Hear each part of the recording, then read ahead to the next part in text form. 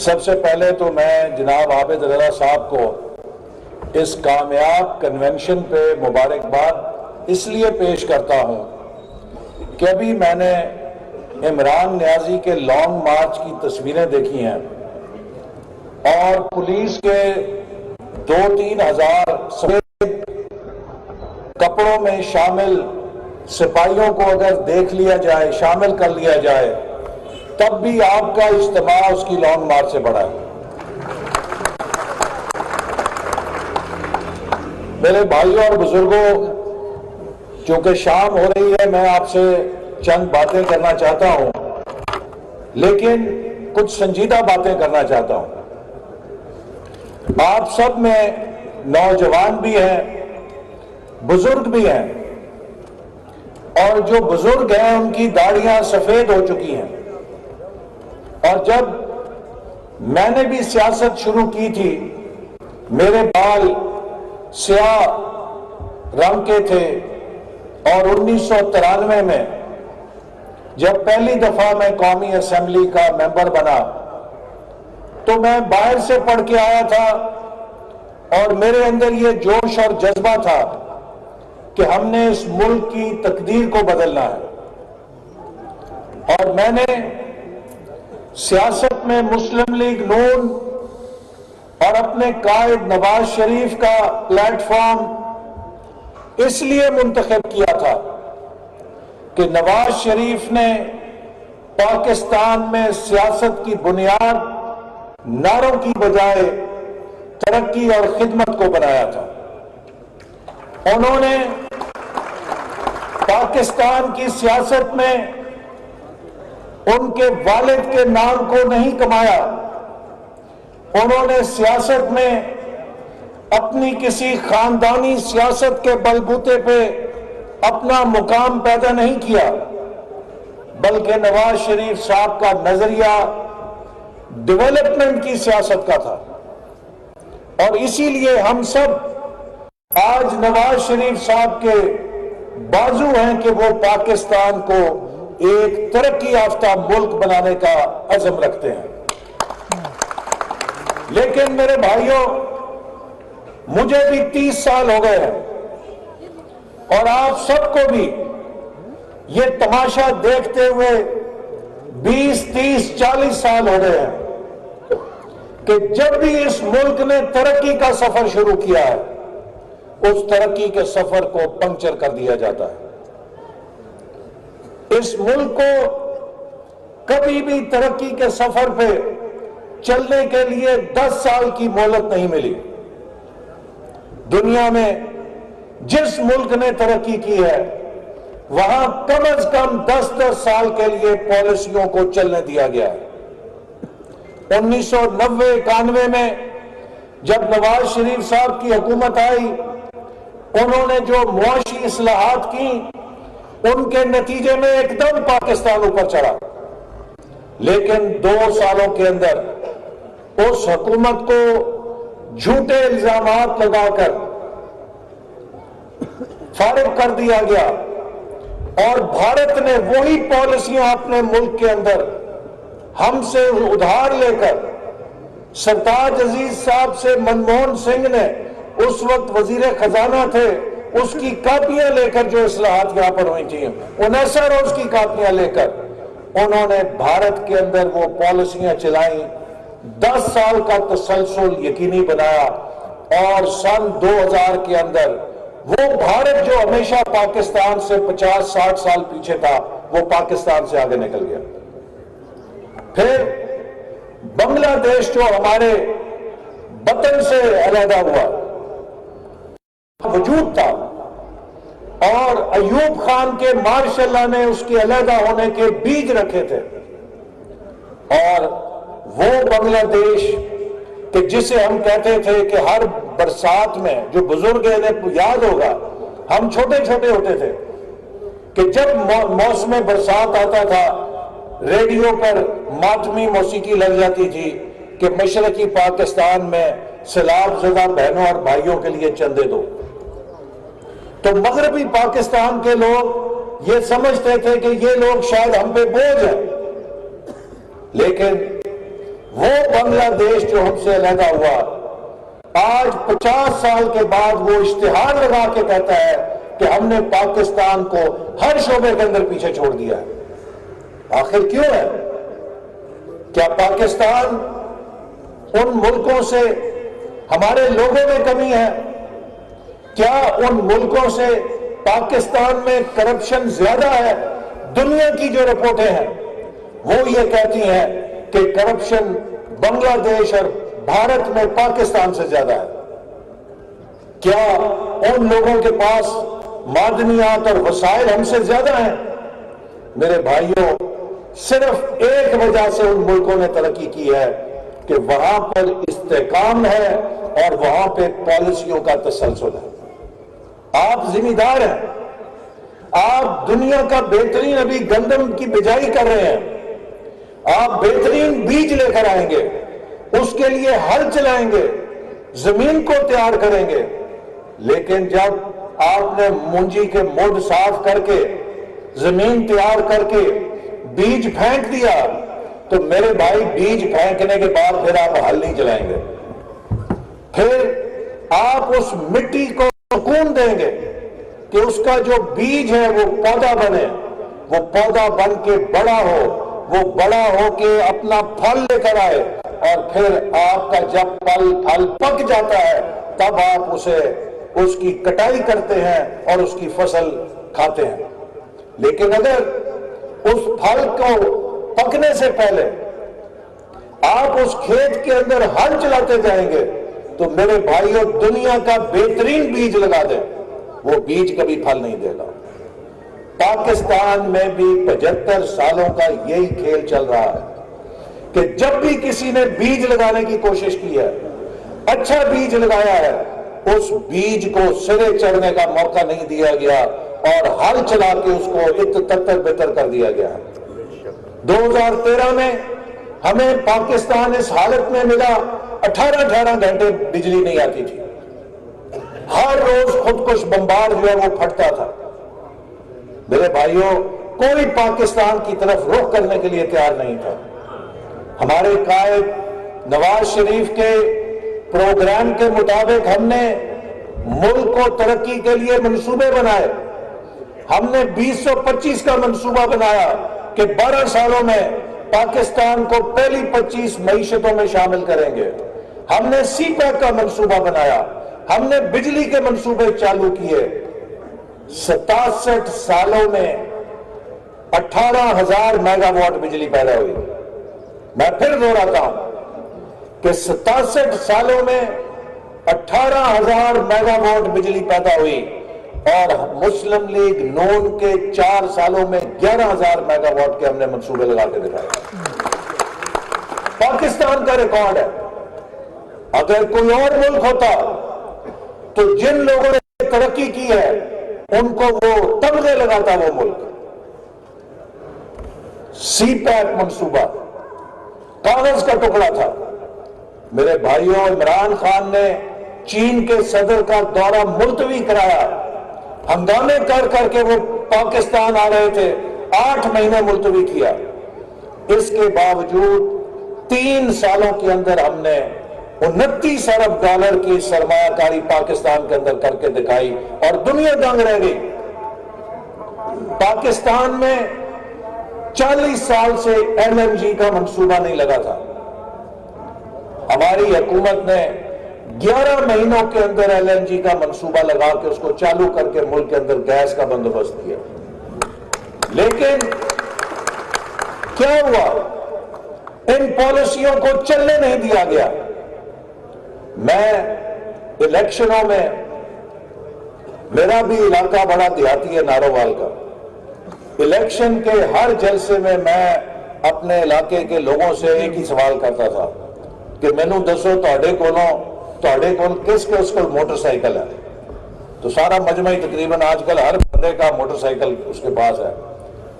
پھر میں ان سے پوچھتا تھا کہ دسو جی ایک بندہ جنہیں کہتے کک نہیں ماری، وہ تہاڈے کولوں موٹر سائیکل دی چابی منگے تو دیو گے؟ کہندے جی توبہ کدے بھی نہیں دیں گے۔ کیوں؟ کہ جی کسے کندھ وچ وجے گا، کسے بس تھلے آئے گا، अपना सिर भी भलेगा तो मोटरसाइकिल भी भलेगा। तो मैं उनसे सवाल करता था, मेरे भाइयों, अगर एक मोटरसाइकिल जहाज के बगैर नहीं चलती तो 22 करोड़ आवाम की मशीन कोई जहाज के बगैर चला सकता है? अगर आप एक अनाड़ी को मोटरसाइकिल पे बिठाएंगे तो जो मोटरसाइकिल का होगा, आज पाकिस्तान की मईशत का वही अनाड़ी तबाह करके असर छोड़कर गया है कि कोई इस मईशत का हिस्सा सीधा नहीं छोड़ा जिसको उसने तबाह नहीं किया। दुनिया का कोई और मुल्क होता तो इस वक्त इमरान खान के ऊपर मुल्क के साथ तबाही करने का उस पर मुकदमा फ्रेम होना चाहिए था कि जो इसने मईशत का हाल करके गया। आज जो तकरीर सुनो, मैं आजादी आजादी आजादी आजादी, भी केड़ी आजादी? इमरान खान, वो तुम्हारी गैरत उस वक्त काम मर गई थी जब तुमने IMF के साथ वो मुआहदा किया जिसमें पाकिस्तान के गरीबों के मुस्तकबिल को तुमने सरेंडर कर दिया था। वड्डा तू आजादी का मामा उस वेले आजादी याद करता ना, जब IMF से तुम मुआहदा कर रहे थे उस वक्त आजादी किधर थी तुम्हारी? उस वक्त तो तुमने पाकिस्तान के गरीबों को IMF की गुलामी में दे दिया। तू वड्डा गैरतमंद, जब 5 अगस्त 2019 को भारत ने कश्मीर के ऊपर एक तरफा हमला किया तो तुम्हारी आजादी और गैरत किधर गई थी? असेंबली में खड़े होके तुमने तो ऐसी तकरीर की कि अफ्रीका का कोई कमजोर से कमजोर मुल्क का सरबराह भी खड़े होकर अपने मुल्क की असेंबली में नहीं कहता वो कि जी मैं की करा, मेरा तो कोई फोन ही नहीं सुनता। और बेगैर था, तू पाकिस्तान एटमी ताकत का वजीर आजम है। आज तुम्हें गैरत याद आ गई, आज तुम्हें आजादी याद आ गई। जब तुम वजीर आजम थे तो जो सबक आज कौम को पढ़ा रहे हो वो सबक तुम्हें याद नहीं थे। तुमने पाकिस्तान की मईशत को तबाह किया, तुमने गरीबों पर महंगाई हार ढाया और महंगाई के जिन को बोतल से निकाल कर गए, आज उसकी कीमत ये कौम अदा कर रही है। तुमने पाकिस्तान को दुनिया में तन्हा कर दिया। चीन हमारा दोस्त मुल्क है, क्योंकि चीन ने हमेशा हमारा साथ दिया। चीन ने सीपैक का मंसूबा बनाया, तुमने और तुम्हारी हुकूमत ने खड़े होकर उन पर इल्जाम लगाए कि जी ये तो करप्शन करते हैं सीपैक में, ये तो महंगे कर्जे देते हैं। मेरे भाइयों, आपके पास घर में खाने को दाने ना हो और कोई बंदा आपकी मदद के लिए आपको दाने दे जाए, आप उसको कहो ये तू चोरी के दाने दे गया मैनू, ये तू किथों लेके आया, इधर तू महंगे दाने दे गया। वो कहेगा दफा हो यार, तेरी मदद ही नहीं करूंगा मैं दोबारा। आप बताएं कि बजाय ये कि हम चीन को कहते कि आपका शुक्रिया कि आपने तब हमारा हाथ पकड़ा जब पाकिस्तान में कोई 1 रुपया लगाने के लिए तैयार नहीं था, तो आपने चीन जैसे दोस्त को भी ताने दिए, उनको बदनाम करने की कोशिश की, उन्होंने हाथ खींच लिया। नतीजा ये है कि अगर हमारे 4 सालों में 29 अरब डॉलर के मंसूबों में रंग बढ़ा गया, इसके 4 सालों में $1 का नया मंसूबा सीपैक में नहीं शुरू हो सका। यूरोपियन यूनियन, हम उनसे तजारत करते हैं, उन्होंने GSP प्लस दिया। आज वो GSP प्लस खत्म हो जाए तो पाकिस्तान की बरामदात खत्म हो जाए, सारी दुनिया उसके ऊपर चलती है। तुमने जलसे में खड़े होकर यूरोपियन यूनियन को भी सुना दी बातें, ओए तुसी फलाने दे मैं धमकाना, तो वही मौला जट वाली बढ़ के उसके साथ भी लगा दी। तो मकसद है कि तुम पाकिस्तान को किधर लेके जाना चाहते थे? यूरोप के साथ भी झगड़ा। अमेरिका पाकिस्तान की सबसे बड़ी मंडी है, आज अमेरिका पाकिस्तान की बरामदात को बंद कर दे, आपके सारे कारखाने बंद हो जाएंगे, कपास की सनत सारी बंद हो जाएगी। हमें तो इन मुल्कों से दोस्ती करनी है इसलिए कि हम अगर बरामदात नहीं करेंगे, एक्सपोर्ट नहीं करेंगे, तो अपना मुल्क कैसे चलाएंगे? उनका झूठ, वो जो साजिश कर दी मेरे खिलाफ। और फिर आपने ऑडियो टेप देखा, उसमें खुद कहता है वो इसके ऊपर खेल खेलते हैं, साजिश बनाते हैं। वही कोई बच्चों का कोई गुड्डा गुड्डी का खेल है? یہ ایٹمی طاقت ہے، یہ اس کا مستقبل ہے، تمہارا کھیل نہیں ہے۔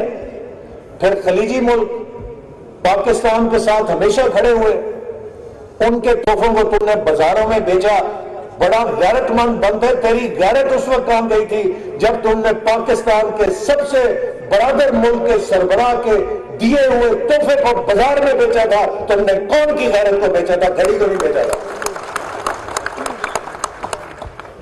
سب میرا مقصد ہے کہ آج یہ شخص پاکستان میں کھڑا ہو کے انتشار پھیلا رہا ہے۔